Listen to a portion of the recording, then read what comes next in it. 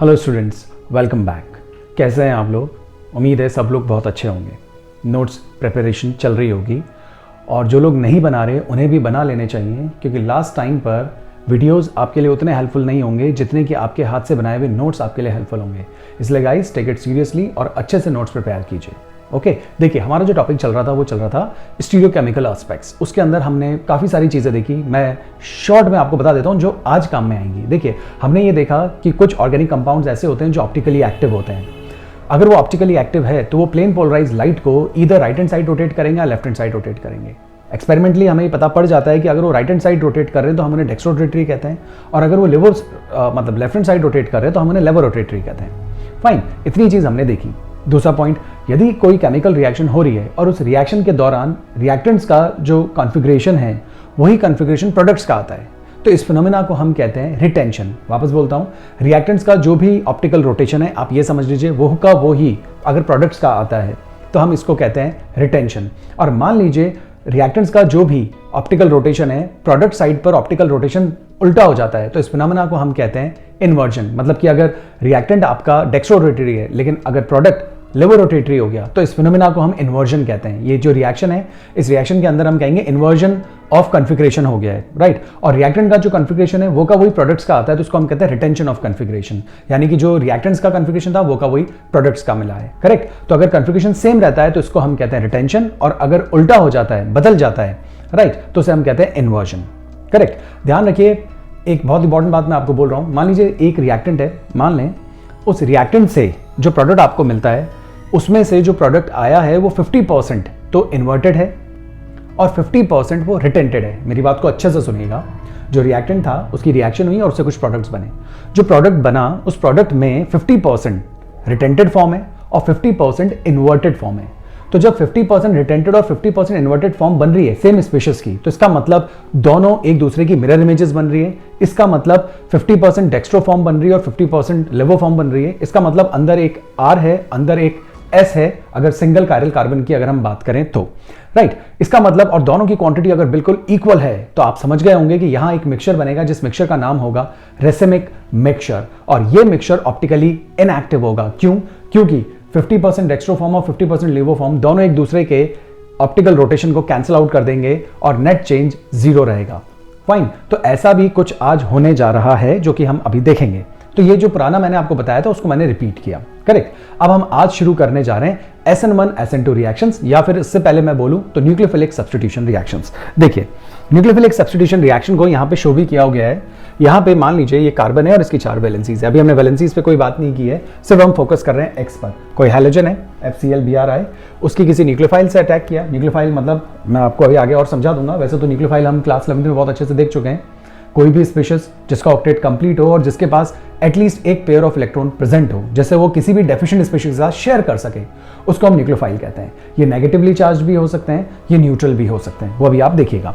तो न्यूक्लियोफाइल का जब अटैक होता है तो सिंपल वर्ड्स में अगर देखा जाए या सिंपल वे में अगर देखा जाए तो सिंपल वर्ड्स में तो सिर्फ ये है कि सब्स्टिट्यूशन हो गया है। न्यूक्लियोफाइल X की जगह आ गया और X न्यूक्लियोफाइल की जगह बाहर निकल गया, लीव कर गया सिस्टम को। तो देख सकते हैं न्यूक्लियोफाइल ने अंदर एंट्री ले ली और X बाहर चला गया।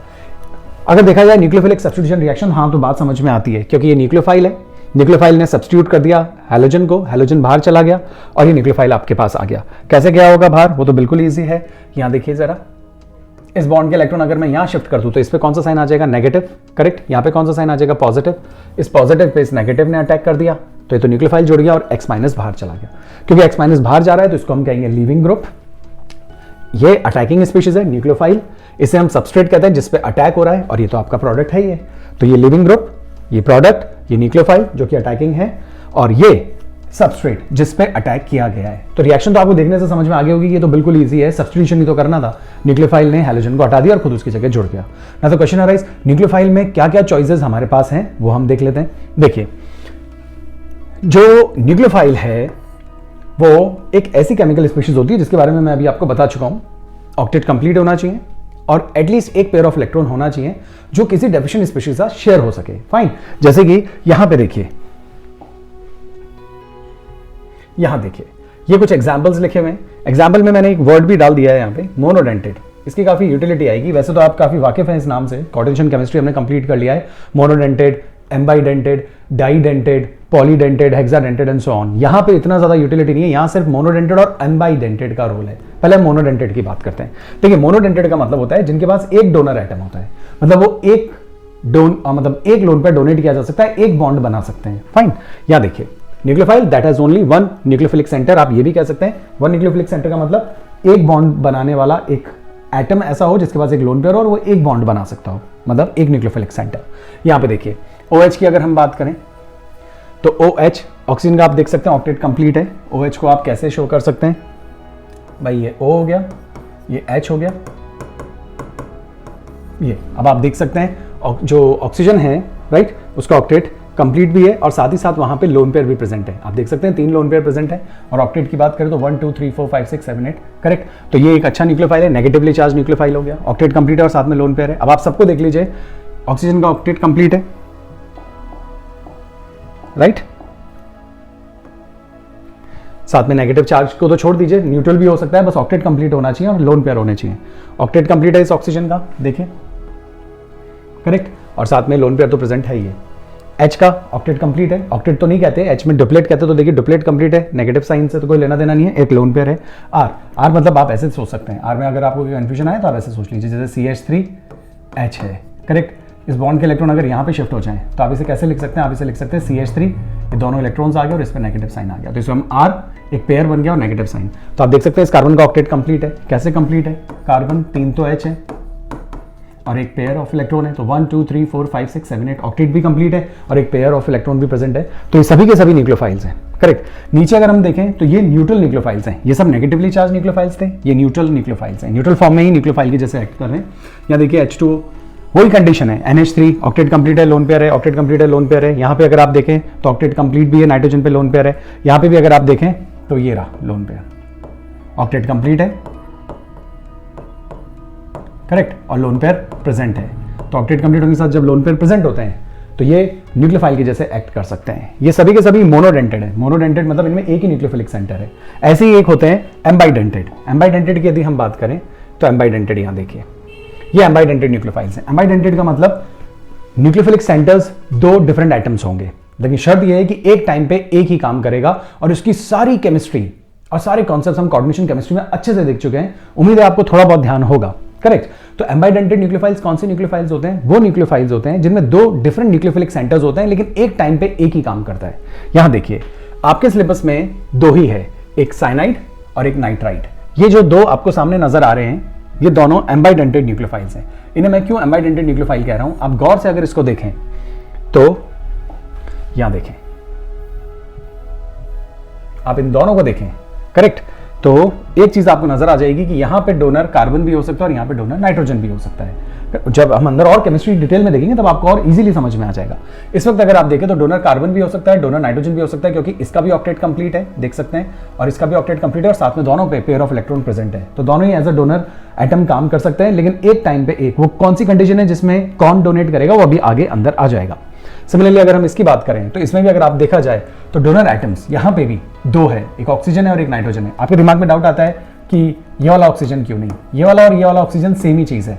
रेजोनेंस के थ्रू अगर अभी आप यहाँ पे रेजोनेंस बताएं तो इसके ऊपर नेगेटिव आ जाएगा और ये ऐसा ऑक्सीजन बन जाएगा, ये तो आपको अच्छे से पता है। पी ब्लॉक के अंदर हमने रेजोनेटिंग स्ट्रक्चर्स भी देखे हैं। तो ये और ये ऑक्सीजन तो एक ही बात है, इनको हम अलग काउंट नहीं करेंगे। तो ये एक डोनर हमने काउंट कर लिया, एक ऑक्सीजन डोनर है और एक नाइट्रोजन डोनर है। और नाइट्रोजन के थ्रू भी डोनेट हो सकता है क्योंकि ऑक्टेट कंप्लीट है, 1 2 3 4 5 6 7 8 करेक्ट, और साथ में लोन पेयर तो प्रेजेंट है ही है। और यहां पे भी देखें तो ऑक्टेट कंप्लीट है, 1 2 3 4 5 6 7 8 और पेयर ऑफ इलेक्ट्रॉन तो प्रेजेंट है। तो बस ऑक्टेट कंप्लीट है और पेयर ऑफ इलेक्ट्रॉन प्रेजेंट है तो वो न्यूक्लियोफाइल के जैसे काम कर सकता है। तो यहाँ पे इसके पास भी 2 डोनर एटम्स है, नाइट्रोजन और ऑक्सीजन है। यहाँ पे भी 2 डोनर एटम है, कार्बन और नाइट्रोजन है। कब कौन काम करेगा इसके ऊपर हम डिटेल में बात करेंगे, इसी टॉपिक में आगे आएगा। बस अभी तो ये ध्यान रखिए कि जिसमें 2 डिफरेंट डोनर एटम्स होते हैं सेम स्पीशीज में, या 2 डिफरेंट न्यूक्लियोफिलिक सेंटर्स होते हैं, उसे हम एम्बाइडेंटेड न्यूक्लियोफाइल कहते हैं, और जिसमें एक ही होता है उसे हम मोनोडेंटेड न्यूक्लियोफाइल कहते हैं। ओके, तो ये बात आपको समझ में आ गई होगी। चले अब यहां पे अगर हम देखें तो ये बात यहां पे लिखी हुई है करेक्ट। ऊपर मैंने एक बात जो यहां पे छोड़ दी वो ये है कि सबस्ट्रेट जो है, सबस्ट्रेट मतलब ये कायरल भी हो सकता है और अकायरल भी हो सकता है करेक्ट। कायरल कब होगा? जब सारे जो ग्रुप्स हैं वो अलग अलग जुड़े हुए होंगे, तो ये कायरल सबस्ट्रेट हो जाएगा। और अकायरल कब होगा? जब कोई भी दो आइटम्स एक जैसे आ गए तो ये अकायरल हो जाएगा। जैसे कि मान लीजिए इसके अंदर यहाँ पे H आ गया और यहाँ पे भी H आ गया, तो ये अकायरल हो गया। आपको अच्छे से पता है कायरल और अकायरल, तो जो कॉन्सेप्ट हम पढ़ेंगे वो सबके लिए वैलिड है। कायरल के लिए भी वैलिड है, अकायरल के लिए भी वैलिड है। बस अकायरल होता है तो उसके अंदर कुछ नई बातें और जुड़ जाएगी जो कि हम ऑलरेडी पढ़ चुके हैं। रेसमाइजेशन, रिटेंशन, इन्वर्जन, ये सब जो वर्ड्स हैं ये तभी काम करेंगे जब आपके पास जो कार्बन है वो कायरल होगा। अगर कार्बन कायरल है तो इन सब चीजों की कोई इंपॉर्टेंस नहीं है और क्वेश्चन और आसान हो जाएंगे, जैसा कि अभी अंदर आएगा आप देखिएगा। करेक्ट। चलिए, तो ये बात हमने समझ ली, न्यूक्लियोफाइल हमने समझ लिया, टाइप्स ऑफ न्यूक्लियोफाइल भी हमने समझ लिया। लिविंग ग्रुप आपको पता ही है, जो भी हैलोजन, जो भी एल्किल हैलाइड के साथ जो हैलोजन जुड़ा हुआ है वही आपका लिविंग ग्रुप है, वही छोड़ के जाएगा। तो F- Cl- Br- और I- ये आपके लिविंग ग्रुप्स हो गए। नाउ अब न्यूक्लियोफिलिक सब्स्टिट्यूशन रिएक्शंस जिनके बारे में हम पढ़ने जा रहे हैं वो बेसिकली दो टाइप की होती है। एक होती है SN2 और एक होती है SN1। SN1, SN2 किसी को भी पहले किसी को भी बाद में बोलिए, कोई फर्क नहीं पड़ता, सामने आपकी लिखी हुई है। अगर SN1 बोलते हैं तो इसे बोलते हैं यूनिमॉलिक्यूलर न्यूक्लियोफिलिक सब्स्टिट्यूशन रिएक्शन। सामने आपकी नजर आ गई होगी, आपको यहां देख सकते हैं, unimolecular nucleophilic substitution reaction. Correct. यहां से शुरू कीजिए, एक है तो 1 मतलब यूनिमॉलिक्यूलर न्यूक्लियोफिलिक सब्स्टिट्यूशन रिएक्शन। तो unimolecular nucleophilic substitution reaction and it is biomolecular nucleophilic substitution reaction. तो ये जो रिएक्शंस होती हैं जो अभी हम पढ़ रहे हैं, न्यूक्लियोफिलिक सब्स्टिट्यूशन, जो कि आपने स्टार्टिंग में देखा था कि सिर्फ न्यूक्लियोफाइल आएगा, X को हटा देगा। करेक्ट। लेकिन ये रिएक्शन दो टाइप के मैकेनिज्म को फॉलो करती है। उसमें से एक मैकेनिज्म SN1 है और दूसरा मैकेनिज्म SN2 है। बहुत इंपॉर्टेंस है इस SN1 SN2 की, यही नहीं अगले चैप्टर में भी अल्कोहल फिनॉल ईथर जब हम पढ़ेंगे तब भी इसकी काफी इंपॉर्टेंस आएगी, इसलिए इस बात को अच्छे से आप समझिएगा। तो हम पढ़ने जा रहे हैं अब SN1 SN2 दोनों ही न्यूक्लियोफिलिक सब्स्टिट्यूशन है, बस एक बायोमॉलिक्यूलर है और एक यूनिमॉलिक्यूलर है। और यहां पे हम थोड़ा सा केमिकल काइनेटिक्स को भी इन्वॉल्व करेंगे, ऑर्डर ऑफ रिएक्शन, मॉलिक्यूलैरिटी हमें आइडिया है लेकिन हम उनको भी यहां पे इन्वॉल्व करेंगे, देखिएगा। तो हम अपनी बात को इन दोनों में से सबसे पहले स्टार्ट करेंगे SN2 रिएक्शन से, biomolecular nucleophilic substitution reaction. Correct. तो हम अपनी बात को शुरू करने जा रहे हैं बायोमॉलिक्यूलर न्यूक्लियोफिलिक सब्स्टिट्यूशन रिएक्शन से। अब समझें, biomolecular nucleophilic substitution reaction, substitution reaction है, न्यूक्लियोफाइल सब्स्टिट्यूट कर रहा है, किसको सब्स्टिट्यूट कर रहा है? हैलोजन को सब्स्टिट्यूट कर रहा है। बायोमॉलिक्यूलर का मतलब होता है मॉलिक्युलैरिटी 2 है, और मॉलिक्युलैरिटी 2 होने का मतलब है दो रिएक्टेंट्स हैं और रेट ऑफ रिएक्शन जो होगी वो दोनों रिएक्टेंट्स की कॉन्सेंट्रेशन पर डिपेंड करेगी, यही मॉलिक्युलैरिटी 2 होता है। करेक्ट। मॉलिक्युलैरिटी अगर हम 1 बोलते हैं तो रिएक्शन की जो स्टार्टिंग हो रही है वो एक ही रिएक्टेंट से हो रही है और जो रेट ऑफ रिएक्शन होती है वो उसी पे डिपेंड करने वाली है। मॉलिक्युलैरिटी का मतलब तो हम यही कहते हैं ना। तो और सिंपल जो हमारी जो रिएक्शंस अभी आपको सामने नजर आएंगी, अगर वो सिंपल रिएक्शन है तो एक ही स्टेप में पूरी हो जाएगी, और अगर वो कॉम्प्लेक्स रिएक्शन है तो मल्टीपल स्टेप्स में पूरी होगी, और अगर वो मल्टीपल स्टेप्स में पूरी हो रही है तो जो स्लो स्टेप होता है रेट ऑफ रिएक्शन उसी पे डिपेंड करेगी। तो ये सारी बातें केमिकल काइनेटिक्स से एसोसिएटेड है और आपको अच्छे से याद होगी। करेक्ट। चलो, तो यहां पे हम देखते हैं, मैं आपको वापस और रिवाइज करवा दूंगा, पहले आप यहां पे समझिए। देखिए, सबसे पहले सब चीज को छोड़कर आप ये रिएक्शन देख लीजिए। क्या ये रिएक्शन आपको ऐसा नजर आता है कि ये एक न्यूक्लियोफिलिक सब्स्टिट्यूशन रिएक्शन है? सबसे पहले तो ये जानना जरूरी है। तो आप देखें जरा, ये आपका एक मॉलिक्यूल है, रेड डॉट मैंने लगा दिया, तो इसका मतलब ये कायरल है। एक बार चेक कीजिए, क्या ये कायरल है? ये अलग है, ये अलग है, ये अलग है, ये अलग है, मतलब ये कायरल मॉलिक्यूल है। इसके अंदर रिटेंशन, इन्वर्जन, रेसमाइजेशन वाले कॉन्सेप्ट्स काम कर सकते हैं। अटैक हो रहा है किसी न्यूक्लियोफाइल का, क्या ये न्यूक्लियोफाइल होता है? OH-, बिल्कुल, अभी हम देख कर आए, OH- एक न्यूक्लियोफाइल है। प्रोडक्ट साइड पे देखिए जरा क्या हुआ है। प्रोडक्ट साइड पर C2H5 वही है, H भी वैसा ही है, CH3 भी वैसा ही है, Cl नजर नहीं आ रहा और Cl की जगह OH नजर आ रहा है, तो मतलब न्यूक्लियोफिलिक सब्स्टिट्यूशन हो गया है और ये Cl आपको बाहर नजर आ रहा है। फाइन। नाउ ये तो हुई बात न्यूक्लियोफिलिक सब्स्टिट्यूशन की। अब यहां पे देखिए, एक तो मैंने लिखा है पोलर अप्रोटिक सॉल्वेंट। सबसे पहले सॉल्वेंट क्यों?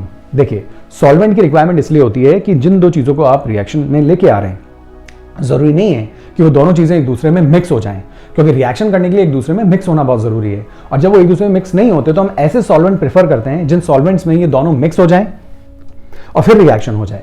करेक्ट। और सॉल्वेंट की यूटिलिटी तो हम हैलोजन एक्सचेंज रिएक्शन में भी देख चुके हैं कि जो चीज इस पर्टिकुलर सॉल्वेंट में सॉल्युबल नहीं हो पाती, फिर उसका प्रेसिपिटेट बाहर आ जाता है और हमें मेन रिएक्टेंट से मेन प्रोडक्ट मिल जाता है और जो बाय प्रोडक्ट है वो एज अ प्रेसिपिटेट बाहर निकल जाता है। फाइन। और ली शैडल प्रिंसिपल के हिसाब से रिएक्शन फॉरवर्ड डायरेक्शन में भी शिफ्ट रहती है। ये सारी बातें हम देख चुके हैं। तो सॉल्वेंट की काफी इंपॉर्टेंस होती है बाय प्रोडक्ट को प्रेसिपिटेट की फॉर्म में निकालने में। दो रिएक्टेंट्स अगर आपस में एक दूसरे में मिसिबल नहीं है तो उन दोनों को खुद में डिसॉल्व करके रिएक्शन करवाने में, दैट्स व्हाई। तो हमने यहाँ पे जो सॉल्वेंट प्रेफर किया है वो हमने प्रेफर किया है पोलर अप्रोटिक सॉल्वेंट। अभी मैं आपको बताऊंगा पोलर अप्रोटिक सॉल्वेंट की यूटिलिटी यहाँ पे क्या है। सबसे पहले तो सॉल्वेंट आपको समझ में आ गया।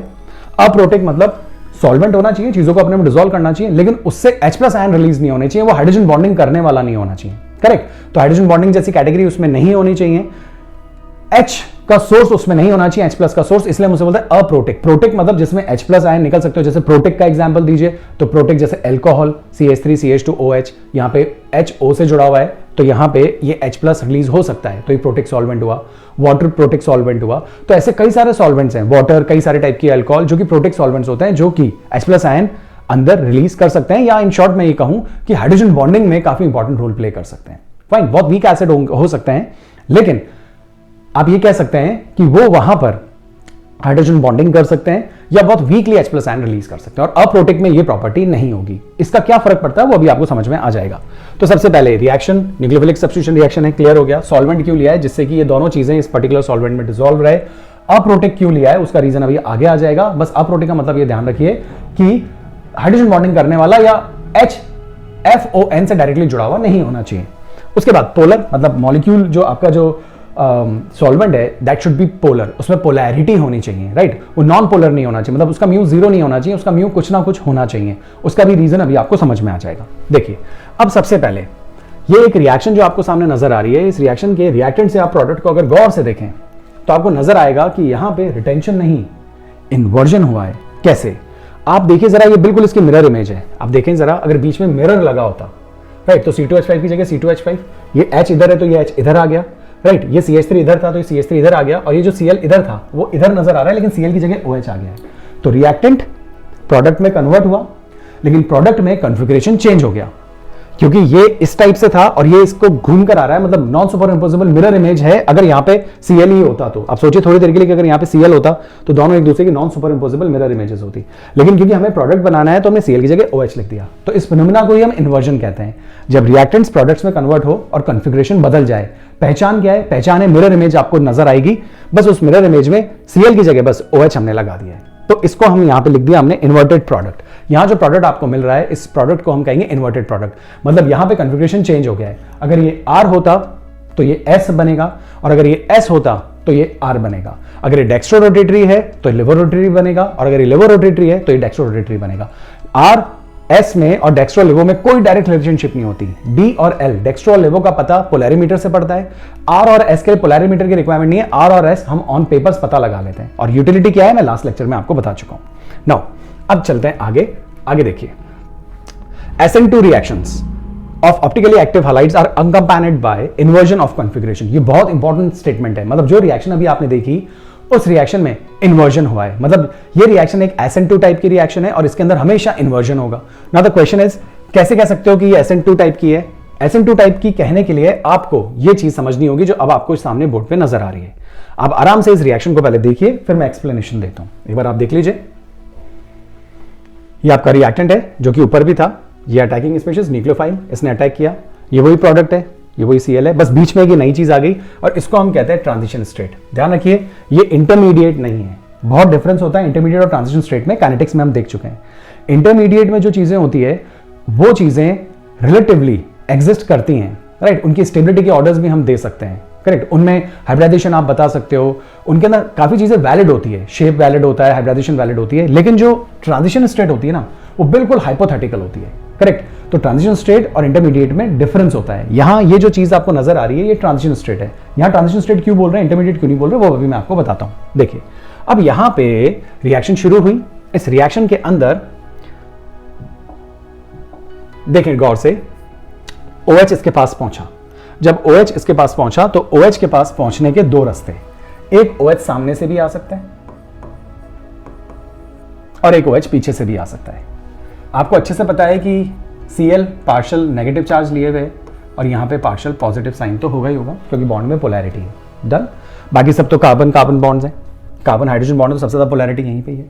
अब OH जब इस मॉलिक्यूल को अप्रोच करता है, करेक्ट, तो OH के पास दो ऑप्शन है बेस्ट, एक फ्रंट से आए और एक बैक से आए। फ्रंट से आने पर ये बाउंस बैक हो जाएगा, करेक्ट। अगर आपको याद हो तो हमने प्रॉपर ओरिएंटेशन की बात की थी केमिकल काइनेटिक्स में, बस वही चीज यहां पे है कि अगर ये सामने से आएगा तो इसमें भी नेगेटिव है और इसमें भी नेगेटिव है, दोनों एक दूसरे को रिपेल करेंगे और ये बाउंस बैक कर जाएगा। तो OH के सामने से आने के चांसेस नेग्लिजिबल हैं। तो अभी कहां से आना चाहेगा, एक बार देखिए जरा, क्या पीछे से इसकी एंट्री इजी है? तो रिलेटिवली यहां के मुकाबले पीछे से इसकी एंट्री आसान है। क्यों आसान है? क्योंकि यहां पे इसको मिल रहा है पार्शियल पॉजिटिव और ये नेगेटिव है और नेगेटिव पार्शियल पॉजिटिव की तरफ अट्रैक्ट कर सकता है क्योंकि यहाँ इसको रिपल्शन देने वाला नेगेटिव नहीं है।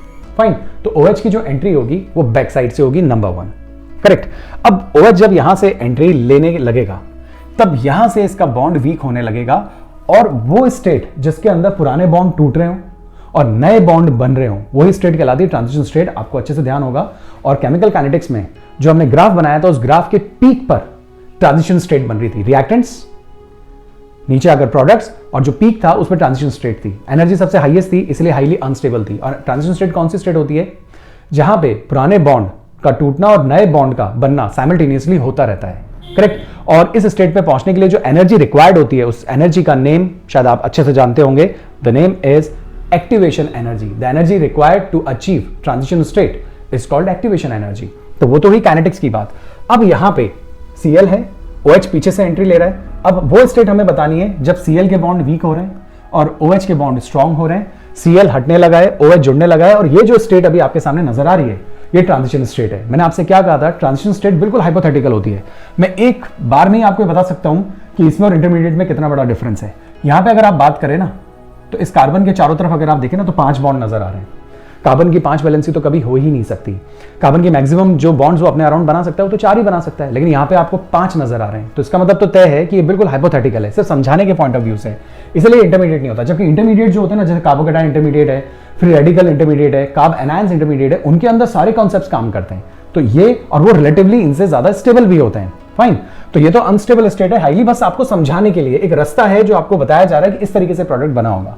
तो Cl हट रहा है, C2H5 हो रहा, CH3 ये रहा, H ये रहा। 3D के अंदर हम इसी तरीके से इसको बनाते हैं। C2H5 यहाँ पे मैं अभी आपको और शो और कर दूंगा। ये CH3, ये H, ये Cl और ये OH। पुराने बॉन्ड हट रहे हैं, नए बॉन्ड जुड़ रहे हैं। करेक्ट। अब अल्टीमेटली ये होगा कि ये जो पुराना बॉन्ड है ये बिल्कुल हट जाएगा Cl माइनस में, और ये वाला जो बॉन्ड है पूरा पूरा जुड़ जाएगा। और देखिए पूरा पूरा बॉन्ड जुड़ गया, और इससे अगर आप यहां पे देखें तो ये प्रोडक्ट आपको नजर आ रहा है कि OH इससे जुड़ चुका है और Cl बाहर चला गया। स्ट्रक्चर पे अभी ज्यादा फोकस मत कीजिए, स्ट्रक्चर में समझाऊंगा कि कैसे बनता है। सबसे पहले तो आप ये देखिए कि Cl हट गया और OH आकर जुड़ गया, लेकिन OH जहां से Cl हटा उस साइड से नहीं आया, रिवर्स साइड से आया है। तो इसका मतलब है प्रोडक्ट हमेशा इन्वर्टेड बनेगा, क्योंकि जहां से Cl हट रहा है वहां से तो OH की एंट्री मुश्किल थी। क्यों? क्योंकि वहां से दोनों के बीच में रिपल्शंस थे। राइट, वो बात मैंने यहां पे आपको समझा दी थी। इसीलिए OH ने रिवर्स साइड से एंट्री ली, अपोजिट साइड से एंट्री ली, इसीलिए जो प्रोडक्ट बना वो इन्वर्टेड प्रोडक्ट बना। तो उसको इन्वर्टेड प्रोडक्ट क्यों बना उसको समझाने के लिए हमने ये चीज ली है। इस स्टेट को कहते हैं ट्रांजिशन स्टेट। फाइन, तो ये रिएक्शन शायद आपको समझ में आ गई होगी। और इस रिएक्शन में स्टार्टिंग में आपको 2 रिएक्टेंट्स नजर आ रहे हैं। करेक्ट, एक OH भी नजर आ रहा है और एक ये नजर आ रहा है, यानी कि 2 मॉलिक्यूल्स नजर आ रहे हैं। That's why this reaction is by molecular. तो हमने इसलिए इसके अंदर बाय मॉलिक्यूलर वर्ड डाला है। और न्यूक्लियोफिलिक सब्स्टिट्यूशन रिएक्शन तो कहना ही है, क्योंकि न्यूक्लियोफाइल आया है और आपका जो लिविंग ग्रुप है हैलोजन वो सब्स्टिट्यूट हो गया है। फाइन, तो यूनिमॉलिक्यूलर नहीं कह सकते, क्योंकि यूनिमॉलिक्यूलर के लिए इस जगह पर कोई एक ही रिएक्टेंट होना चाहिए था जो कि आगे आएगा। इस वक्त 2 रिएक्टेंट्स प्रेजेंट हैं, दैट्स व्हाई हम इसको कहते हैं bye molecular nucleophilic substitution reaction. Fine, चलिए अब इसको आगे देख लेते हैं। यहां देखिए, अब मान लीजिए ये मॉलिक्यूल आपके पास है, मैं इसको क्लीन करता हूं थोड़ा सा। यहां देखिए, अब आप यहां पे गौर कीजिएगा, इस तरीके से आप देखिए, यू देखिए ग्रीन वाला Cl है, देखिए ग्रीन ऐसे आपको ध्यान रह जाएगा। व्हाइट वाला हाइड्रोजन है जो पीछे की तरफ है, ये CH3 है, ये C2H5 है। आप देख सकते हैं रिजेंबल हो रहा होगा इससे। राइट, Cl ध्यान रखिएगा, ये Cl है, ये C2H5, ये H और ये CH3। H आपको ध्यान रहेगा, Cl आपको ध्यान रहेगा, ये C2H5 है, और ये CH3 जो मैंने पकड़ रखा है वो CH3 है, ब्लू वाला CH3 है। फाइन, चलिए अब मैं ये कहता हूं कि एक साइड से OH ने एंट्री लेना शुरू किया, तो OH ये तो Cl है। फाइन, तो Cl की साइड से तो आएगा नहीं, तो OH हमेशा पीछे की साइड से आएगा। तो ये रहा Cl।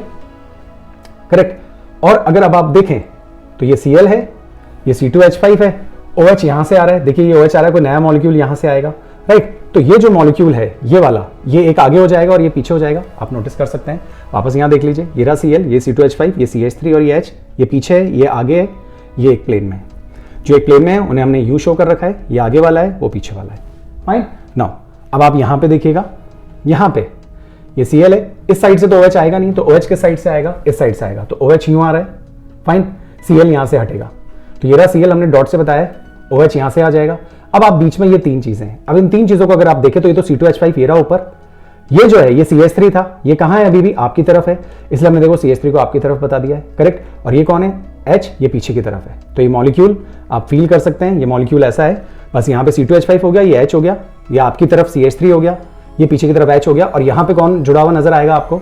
यहाँ पे आपको जुड़ा हुआ नजर आएगा H। तो आप ये सोच सकते हैं कि यहाँ पे H जुड़ा हुआ है। ये हो गई ट्रांजिशन स्टेट। अब अल्टीमेटली क्या होगा? अल्टीमेटली Cl बाहर चला जाएगा, हट जाएगा, राइट, और ये जो OH है वो यहां से आके जुड़ जाएगा। अब अल्टीमेटली आप यहां आके अगर आप देखेंगे, करेक्ट, तो इस जगह OH आकर जुड़ चुका है, करेक्ट। तो ये रहा वो C2H5, ये रहा OH, ये रहा CH3 जो सामने की तरफ ही हमने शो कर रखा है, करेक्ट, और ये रहा H जो हमने पीछे की तरफ शो कर रखा है। ओके, तो शायद आपको बात समझ में आ गई होगी, बिल्कुल क्लियर है। जो स्ट्रक्चर्स हमने यहाँ पे बनाए हैं, जिस तरीके से हमने प्रेजेंटेशन शो करने की कोशिश की है, वो यहाँ से बिल्कुल जस्टिफाइड है।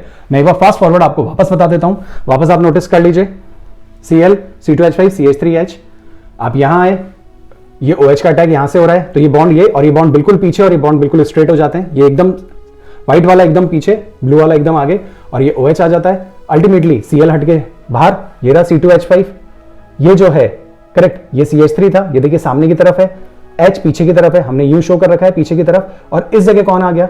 इस जगह OH आ गया, ये देखिए ये रहा OH।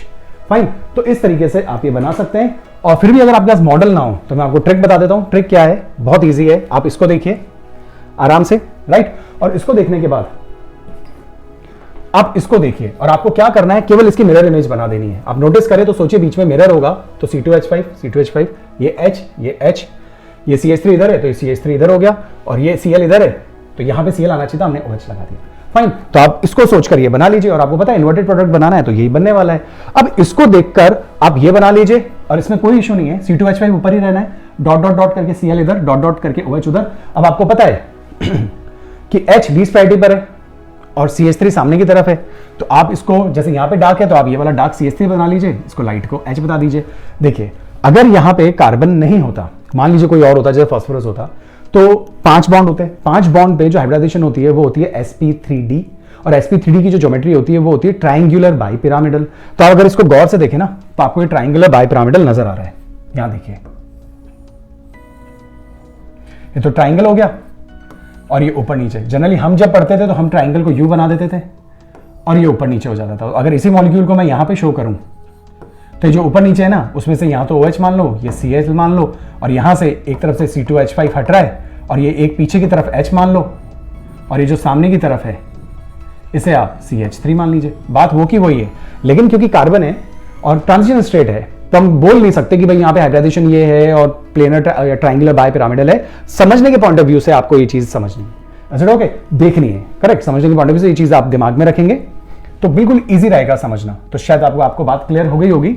C2H5 ऊपर, ये सामने की तरफ, ये पीछे की तरफ, और इस तरीके से प्रोडक्ट बन जाता है। फाइन, तो आई होप आपको ये बात समझ में आ गई होगी। इस बात में थोड़ा सा आगे चलते हैं, तो आप देखिए जो मैं आपसे कह रहा हूं, polar aprotic solvent contain no hydrogen atoms connected directly to an electronegative atom and are not capable of forming hydrogen bonds. Examples are, ये एग्जाम्पल आप ध्यान रखिए, कॉम्पिटिटिव में तो बहुत काम में आएंगे। कॉम्पिटिटिव में जब आप ऑर्गेनिक के क्वेश्चंस देखेंगे तो वहां आपको THF, DMSO, DMF ये सारी चीजें लिखी हुई मिलेंगी, इसलिए इनको ध्यान रखिए। ये सभी के सभी सॉल्वेंट्स पोलर हैं, इनका म्यू 0 नहीं है, लेकिन ये हाइड्रोजन बॉन्डिंग नहीं कर सकते। इनकी पोलैरिटी उतनी हाई नहीं है जितनी की पोलर प्रोटिक सॉल्वेंट्स की पोलैरिटी हाई आएगी, वो अभी हम आगे और देखेंगे। इनके अभी तो आप एग्जाम्पल याद रख लीजिए, जैसे कि एसीटोन है एक, ये रहा, टेट्राहाइड्रोफ्यूरिन, THF, टेट्राहाइड्रोफ्यूरिन। वैसे स्ट्रक्चर की मेरे को नहीं लगता आपको खास जरूरत कहीं पड़ेगी, पर टेट्राहाइड्रोफ्यूरिन ये होता है, यहां पे O जुड़ जाता है, राइट ना, टेट्राहाइड्रोफ्यूरिन, करेक्ट। उसके बाद dimethyl formamide, dimethyl formamide amide है, डायमिथाइल है, तो CH3 हो गया, COH, इस तरीके से H CO N CH3 CH3। Fine, तो dimethyl formamide, acetonitrile, acetonitrile is CH3 CN, this is acetonitrile, methyl MECN, correct. Dimethyl sulfoxide, sulfoxide है तो मतलब S डबल बॉन्ड O, यहाँ पे CH3, यहाँ पे CH3। तो इनमें से किसी का भी म्यू जो है वो 0 नहीं होने वाला है, लेकिन इन सबके पास कहीं पे भी ऐसा H अटैच नहीं है जो कि FO या N से डायरेक्टली जुड़ा हो। तो ये सभी के सभी अच्छे सॉल्वेंट्स हैं, लेकिन कंडीशंस जो मैंने आपको बोली वो ये फॉलो करते हैं, हाइड्रोजन बॉन्डिंग बनाने में केपेबल नहीं है, पोलैरिटी काफी लो है। रोल क्या आएगा जब हम SN1 पढ़ेंगे तो आपको अच्छे से कंपैरिजन मिल जाएगा। बस आप एग्जाम्पल और नेम्स ध्यान रखिएगा। THF ये NCERT में नहीं लिखा हुआ है, लेकिन आपको ध्यान रखना है। THF, DMSO, DMF, ME, CN, acetone वगैरह वगैरह। करेक्ट। नाउ अब आपको अच्छे से पता है कि यहां पे जो रफ्तार है, रेट है, वो कोई मल्टीपल स्टेप्स में तो हुई नहीं है रिएक्शन, एक ही स्टेप में पूरी हो गई। और उस सिंगल स्टेप में रिएक्टेंट साइड पर 2 रिएक्टेंट्स आपको नजर आए थे, यहां देखिए ये भी और ये भी। तो इसका मतलब है जो कंसंट्रेशन है वो दोनों पे डिपेंड करेगी। तो जो रेट होती है that is equals to K, chemical kinetics से concentration of both the reactants. एक कौन है अल्काइल हैलाइड और एक कौन है न्यूक्लियोफाइल। करेक्ट। तो दोनों की कंसंट्रेशन पे डिपेंड करेगा। जब कुछ भी नहीं लिखा है तो इसका मतलब पावर कितनी है, 1 है। फाइन। तो ऑर्डर ऑफ रिएक्शन कितना हो गया, तो ऑर्डर ऑफ रिएक्शन हो गया 1 + 1 दैट इज 2। तो इस रिएक्शन का ऑर्डर ऑफ रिएक्शन कितना है, 2 है। इस रिएक्शन की मॉलिक्युलैरिटी कितनी है, 2 है। मॉलिक्युलैरिटी 2 क्यों बोल रहा हूं, क्योंकि 2 मॉलिक्यूल्स आपस में कोलाइड करके प्रोडक्ट बना रहे हैं, और दैट्स व्हाई मॉलिक्युलैरिटी 2 और ऑर्डर ऑफ रिएक्शन भी 2, 1 + 1। अब मैं अगर आपको ये कहूं, एक जनरल क्वेश्चन आ चुका है कॉम्पिटिटिव में, मान लीजिए मैं दोनों की कंसंट्रेशन को दुगना कर दूं, तो बताइए रेट पर क्या फर्क पड़ेगा। इस टाइप के क्वेश्चंस भी केमिकल काइनेटिक्स में हम प्रैक्टिस कर चुके हैं। तो दोनों की कंसंट्रेशन को यदि दुगना कर दिया जाए तो रेट पे क्या फर्क पड़ेगा। तो अगर इसको आप डबल कर दें और इसको भी आप डबल कर दें, तो अनकॉमन चीज जो है वो 2 की पावर 1 और 2 की पावर 1।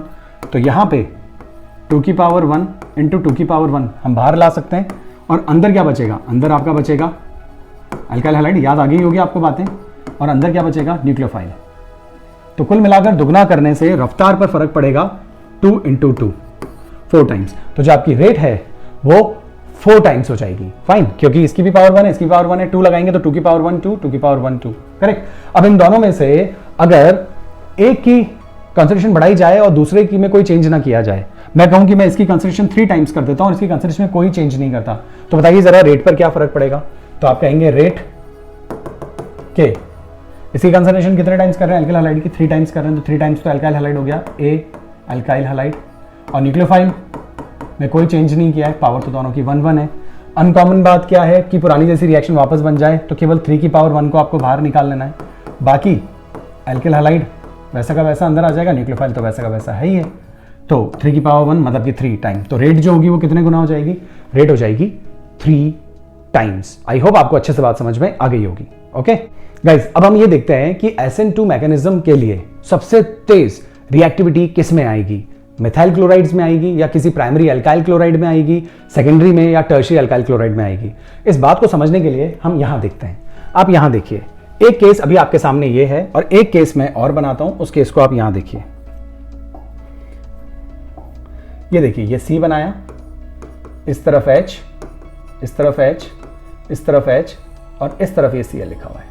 इस जगह पे भी किसी न्यूक्लियोफाइल को अटैक करना है, जैसे OH- को अटैक करना है, करेक्ट। और यहां पे भी इस OH- को अटैक करना है। अब ये बात होता है कि OH- को साइमल्टेनियसली अटैक करना होता है, Cl भी अटता रहता है और OH भी अटैक करता रहता है। तो आपको नहीं लगता कि ग्रुप जितने हल्के वाले होंगे, लाइटर होंगे, कम बल्कि होंगे, इस OH की एंट्री उतनी आसान होगी कार्बन के टुवर्ड्स, इसमें तो नेगेटिव और इस पर पॉजिटिव। तो इस हिसाब से कार्बन से जुड़े एल्किल ग्रुप्स जो होंगे या कार्बन से जुड़े जो भी ग्रुप्स होंगे वो जितने छोटे होंगे, OH का अटैक रिवर्स साइड से उतना फास्टर होगा और रेट ऑफ रिएक्शन भी इन हैलाइड्स की उतनी तेज होगी। तो इस हिसाब से SN2 मैकेनिज्म को मिथाइल क्लोराइड सबसे अच्छे से फॉलो करना चाहेगा, क्योंकि मिथाइल क्लोराइड में बैक साइड पर केवल 3 हाइड्रोजन हैं। इस वजह से rate of reaction methyl chlorides की SN2 मैकेनिज्म के लिए फास्टेस्ट होगी। करेक्ट। तो ये सबसे हमने आगे मान लिए। लेट्स से CH3 की रिएक्टिविटी सबसे तेज आ गई। अब इससे कम किसकी होगी, अब इससे कम किसकी होगी, मान लीजिए एक CH3 ग्रुप आ जाता है। अब H नहीं है, एक CH3, तो एक बल्कि ग्रुप आ गया ना। तो बल्कि ग्रुप आ जाने की वजह से अब रेट ऑफ रिएक्शन थोड़ी सी धीरे हो जाएगी, एक्टिविटी कम हो जाएगी, क्योंकि OH को अब एक बल्कि ग्रुप उतना इजीली अंदर एंट्री नहीं लेने देगा। तो और ये प्राइमरी भी बन गया। प्राइमरी कैसे बन गया, CH3 CH2 Cl, तो ये प्राइमरी हैलाइड हो गया, राइट। तो अब हम कहेंगे प्राइमरी की एक्टिविटी थोड़ी कम। अब इस हिसाब से तो शायद आप समझ गए होंगे कि यहाँ पे भी एक CH3 होता या कोई और ग्रुप होता तो सेकेंडरी की तो और कम, और यहाँ पे भी कोई CH3 होता तो टर्शरी की तो और कम होती। तो अगर आपसे बोला जाए कि SN2 मैकेनिज्म के वाया रिएक्टिविटी बताइए तो सबसे बेहतरीन रिएक्ट कौन करेगा, तो सबसे अच्छा रिएक्ट करेगा, सबसे तेज रिएक्टिविटी आएगी CH3Cl की। उससे slow primary halides, primary alkyl halides, फिर सेकेंडरी अल्काइल हैलाइड्स और फिर टर्शियरी अल्काइल हैलाइड्स। और आंसर छुपा हुआ है बल्कि ग्रुप्स के अंदर। ग्रुप जितना बल्कि होगा अटैक उतना मुश्किल होगा OH का रिवर्स साइड से। दैट्स वाई जो रिएक्टिविटी की जो ऑर्डर आता है वो आता है ये जो मैंने अभी आपके सामने लिखा। नाउ ये बात यहां पे लिखी हुई है, अगर आप देखें तो यहां देखिए, since this reaction requires the approach of the nucleophile to the carbon bearing the living group, the presence of bulky substrates on or near the carbon atom hinder the approaching nucleophiles. Thus the order of reactivity will be this. समझ गए आप? Hindrance तो मिलेगा ही मिलेगा आने वाले nucleophile को, और उसी की वजह से जो एक्टिविटी आएगी वो ये मिलेगी आपको। प्राइमरी सबसे तेज होंगे, सेकेंडरी उससे धीरे होंगे, टर्शरी सबसे कम होंगे, और प्राइमरी के आगे भी अगर आप लिखना चाहें तो प्राइमरी के आगे आप लिख सकते हैं सीधा CH3X, क्योंकि CH3X की कोई डिग्री नहीं होती, आपको अच्छे से पता है, 0 डिग्री कोई डिग्री नहीं होती। हम ये कहते हैं इसमें कोई डिग्री नहीं है, क्योंकि डिग्री बताने के लिए X जिस कार्बन से अटैच्ड है वो डायरेक्टली कितने कार्बन से अटैच्ड है। अगर 1 से अटैच्ड है तो प्राइमरी, 2 से सेकेंडरी, 3 से टर्शियरी, और किसी से भी अटैच नहीं है तो फिर कोई डिग्री नहीं है, इसलिए हम सीधा इसको बोलते हैं मिथाइल क्लोराइड। तो मिथाइल क्लोराइड इसमें सबसे तेज रिएक्ट करेंगे और ऑर्डर ऑफ रिएक्टिविटी इस तरीके से कम होता जाएगा। आई होप आपको SN2 मैकेनिज्म समझ में आ गया होगा। अब SN2 मैकेनिज्म में अगर कार्बन कायरल है तो, अगर कार्बन कायरल है तो जो प्रोडक्ट बनेगा वो 100% इन्वर्टेड होगा। लेकिन कोई जरूरी नहीं है कि हमेशा कायरल कार्बन ही आपको दिया जाए। अगर कार्बन अकायरल है तो जैसी रिएक्शन हो रही है वैसी रिएक्शन आप करिए, बस आप आंसर में ये ना बोलें कभी कि इन्वर्टेड प्रोडक्ट बन रहा है, कि रिटेंटेड बन रहा है, कि रेसिमाइजेशन बन रहा है, क्योंकि ये सारी केमिस्ट्री स्टीरियोकेमिस्ट्री है और ये असिमेट्रिकल कार्बन के लिए वैलिड है, या अगर मॉलिक्यूल में एक कायरल सेंटर है तो उसके लिए वैलिड है। आगे बात समझ में आपको? तो ऐसा नहीं है कि हमेशा कायरल सेंटर्स ही होंगे। अब मान लीजिए जैसे ये लिख दिया जाए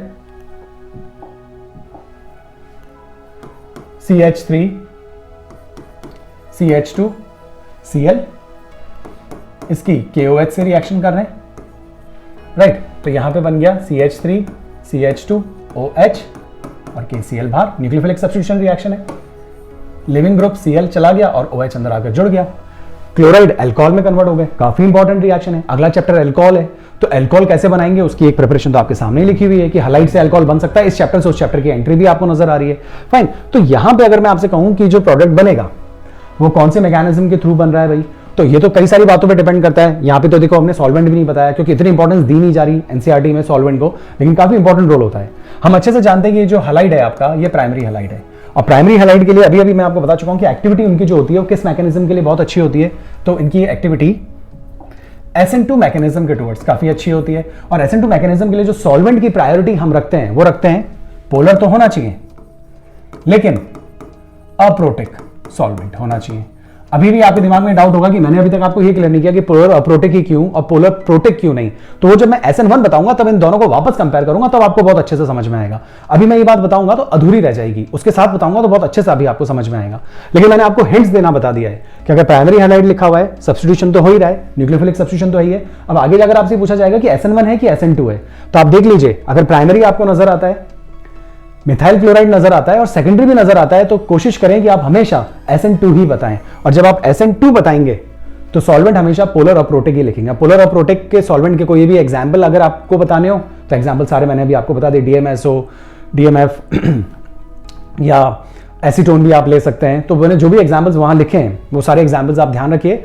बोर्ड्स में तो कोई लेना देना नहीं है, लेकिन कॉम्पिटिटिव एग्जाम्स में तो ये लिखे हुए आते ही हैं, बिल्कुल क्लियरली लिखा हुआ आता है, DMSO THF ऐसा सब कुछ क्लियरली मेंशन होगा। तो ध्यान रखिए, methyl, primary, secondary, alkyl halides तक सब SN2 मैकेनिज्म को ही फॉलो करते हैं, लेकिन जो टर्शियरी हैलाइड है वो प्रेफर करता है SN1 मैकेनिज्म, और वहां जो सॉल्वेंट हम लेंगे वो होगा पोलर प्रोटिक सॉल्वेंट, और इसकी काफी इंपॉर्टेंस आएगी और बातें अब सारी पलट जाएंगी। यहां पे ट्रांजिशन स्टेट है, वहां पे इंटरमीडिएट आएगा, यहां रिएक्टिविटी का ऑर्डर ये है, वहां पे उल्टा हो जाएगा। यहां पे इन्वर्टेड प्रोडक्ट बने, अगर कायरल सेंटर था तो वहां पे रेसिमाइज्ड प्रोडक्ट बनेंगे। ये सारी बातें आपको बहुत अच्छे से समझ में आएगी, क्योंकि बेसिक कॉन्सेप्ट हमने तैयार कर लिए हैं। तो उसको हम नेक्स्ट वीडियो से स्टार्ट करेंगे SN2 को, लेकिन उसको स्टार्ट करने से पहले आपका SN1 बिल्कुल क्लियर होना चाहिए। तो आई होप आपको SN1 मैकेनिज्म से होने वाला जो प्रोसेस था वो अच्छे से समझ में आ गया होगा। मैं स्क्रॉल करता हूं, आप एक बार नोट्स के पॉइंट ऑफ व्यू से इसको देख लीजिए। ओके,